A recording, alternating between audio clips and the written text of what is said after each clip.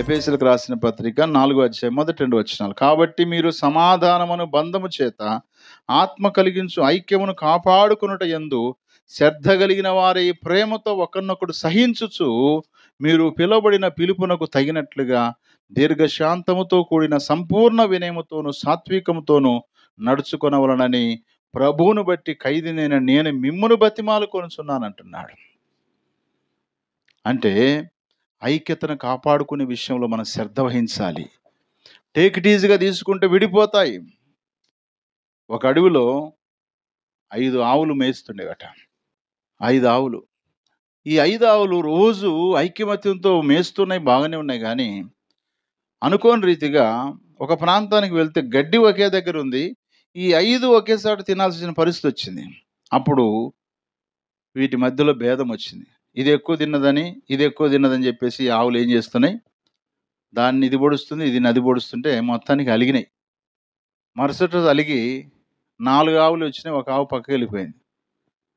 ఆ తర్వాత 3వ రోజు 3 ఆవులే వచ్చినాయి, 2 పక్కకి వెళ్ళిపోయినాయి. తర్వాత 2 వచ్చినాయి, 3 పక్కకి వెళ్ళిపోయినాయి. తర్వాత 1 వచ్చింది, 4 వెళ్ళిపోయినాయి. ఈ 1 వచ్చినప్పుడు పులి చూడనే చూసింది. చూసి ప్రతిరోజు 3, 4, 5 ఉండేటివి, ఈరోజు 1 ఉంది కాబట్టి నాకు పెద్ద అవకాశం ఇచ్చాడు దేవుడు అనుకొని అమాంతంగా వచ్చి ఆవు మీద పడి ఆ పెద్ద పులి దాన్ని తినేసేసిందంట. కారణం ఏంటో తెలుసా? అక్కడ ఐక్యత లోపించింది. కుటుంబంలో కానీ, భార్యాభర్తల్లో కానీ, సంఘములో కానీ, సమాజంలో కానీ ఐక్యత ఎక్కడైతే లోపిస్తుందో అక్కడ అపవాది అనేవాడు దూరి మనల్ని ఏం చేస్తాడు? ఎడబాటు చేస్తాడు. అందుకే ఆత్మ కలిగించే ఐక్యత అనగా, ఆత్మ అనగా దేవుడు, ఐక్యతను కలిగించే దేవుడు. కాబట్టి ఐక్యత కలిగించే దేవుని యొక్క పిల్లలుగా మనం ఏం చేయాలా? ఐక్యతను కాపాడుకునే విషయంలో కొంత శ్రద్ధ వహించాలి. అశ్రద్ధగా ఉన్నామనుకో మన ఐక్యత పాడు చేయడానికి అపవాదిగాడు అమాంతంగా దూరుతాడు.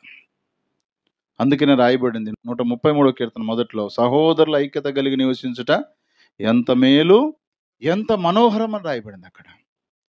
కాబట్టి కుటుంబంలో సహోదరులే కావచ్చు, ఆధ్యాత్మికంగా సంఘములో సహోదరులే కావచ్చు, ఇరుగు పొరుగు వారే కావచ్చు, ఐక్యతను కాపాడుకోవాలి. కానీ ఐక్యతను కోల్పోయే వారిగా మనం ఎప్పుడూ ఉండకూడదు. దేవునితో మనం ఐక్యత కదా, కుటుంబంలో ఐక్యత, భార్యాభర్తల ఐక్యత, స్నేహితుల మధ్య ఐక్యత. నిజంగా యోనాతాను, దావీదు ఎంత మంచి స్నేహితులు. వాళ్ళ ఐక్యతను పాడు చేయడానికి వాళ్ళ తండ్రి అయినటువంటి సౌలు ఏం చేశాడు? ఎంతో ప్రయత్నం చేశాడు, కానీ చచ్చిపోయాడు. కానీ మరణము కూడా వాళ్ళ ఐక్యతను వేరు చేయలేకపోయింది.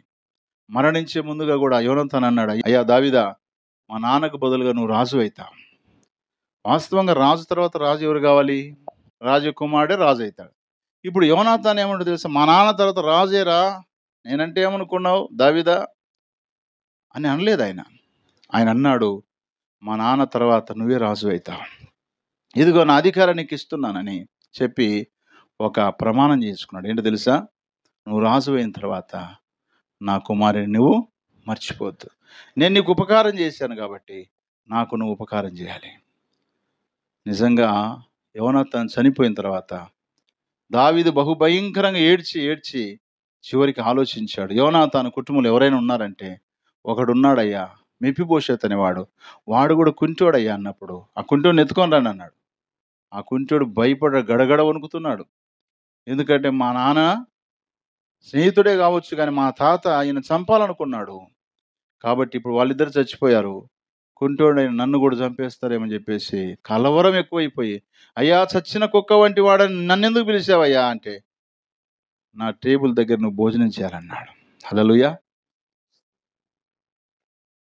ఆయనకు ఆశ్చర్యం అనిపించింది. కానీ మెఫీబోషెతులో ఉన్నటువంటి గొప్పతనం ఏమి లేదు అక్కడ. మెఫీబోషెతు వారి యొక్క తండ్రి చూపిన ప్రేమ అది. అంత ఐక్యతతో ఉన్నారు వాళ్ళు. కాబట్టి ఐక్యత అనేది అపవాదిగాడు చెడగొట్టడానికి ప్రయత్నం చేస్తాడు. ఈనాడు సంఘాలు ఎందుకు విడిపోతున్నాయి? ఐక్యత కోల్పోవడం వల్లనే. కుటుంబాలు ఎందుకు విడిపోతున్నాయి?